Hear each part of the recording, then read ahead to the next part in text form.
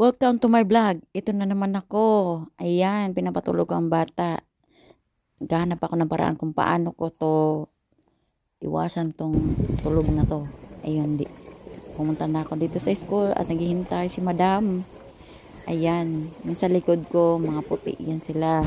Dito ako sa likod ng school, naghihintay sa mga bata. Lumabas. Yan ang attire ko. Napaka-social. Nakabalat pa na long sleeve jacket at naka-boots. Ganyan. At saka naka-ano na rin ako, naka-gloves. Grabe, social naman talaga, no? Dito sa ibang bansa, kailangan ganyan yung balot na balot ka para hindi ka dalamigin. At nakabunit pa yan. Yan ang ginagawa ko tuwing naghihintay ako. Monday to Friday, ganyan ang ginagawa ko. At inuuyog ko na rin yung anak ko para hindi magising. Kasi sobrang lamig talaga dito. Gusto ko yung nandyan talaga siya. Yan. Ganyan yung buhay ko dito. Gihintay ng aking mga anak.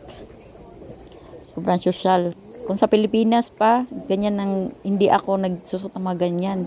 Nakatsinilas lang ako, tag 25 peso, 30 peso lang. Tapos naka-short, saka nakadamit na pangbasahan. Ganyan talaga ang attire ko. Pero dito, sa ibang bansa, just balot na balot talaga yung katawan ko. Hindi pwede hindi mabalot.